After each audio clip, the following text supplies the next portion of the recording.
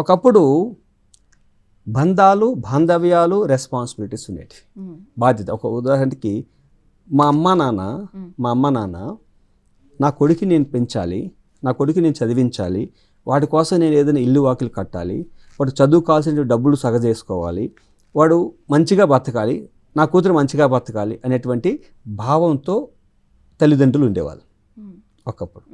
మన తల్లిదండ్రులు అలాగే ఉంటారు, ఎందుకంటే ఆ జనరేషన్ అలాగే ఉంది. మన జనరేషన్ తీసుకుంటే బాగా చదువుకోవాలి, ఒక స్టేబుల్ జాబ్ సంపాదించుకోవాలి, ఆ జాబ్ వలన మనం లైఫ్ సుఖంగా ఉండాలి, మనకు భార్య పిల్లలు మంచిగా ఉండాలి, ఇంకా ఏదైనా ఉంటే ఒక మంచి హోదాలో ఉండి రిటైర్డ్ కావాలని మనకున్నది. ఇప్పుడు మన పిల్లల జనరేషన్ ఎలా ఉంటుంది?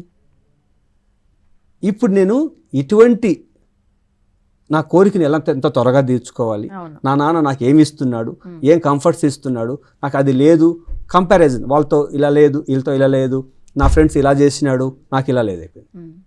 ఇప్పుడు చూడండి, మనం బతకడానికి సేఫ్టీ కోసం మనం ప్రాకులాడాం, తల్లిదండ్రులు మనం మనకు మంచి లైఫ్ ప్రొవైడ్ చేయడానికి వాళ్ళు కష్టపడ్డారు. మన పిల్లలు ఏం చేస్తున్నారు ఇప్పుడు? కంపారిజన్ చేస్తున్నారు. అంటే నా ఫ్రెండ్ మొన్న ఇలా ఐప్యాడ్ కొన్నాడు, నాకు ఐప్యాడ్ లేదు ఏంటి, నాకు ఐప్యాడ్ కావాలా?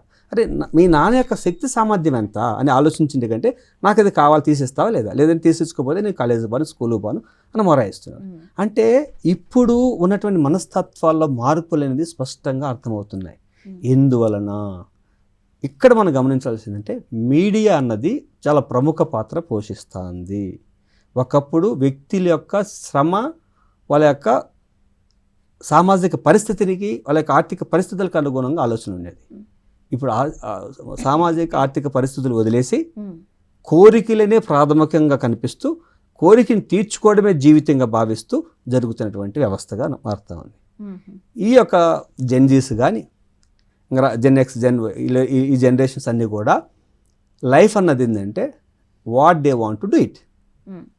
అదే ఇండివిజువల్ మొరాలిటీస్ అండ్ ట్రేటా, అంటే వ్యక్తిగతమైనటువంటి భావాలే కరెక్ట్ అనేటువంటి భావనకు వచ్చారు. మనం ఏమనుకున్నాం? సమాజ భావాలే మన భావాలు, సమాజం ఏది యాక్సెప్ట్ చేస్తుంది అది మొరాలిటీ అన్నాం.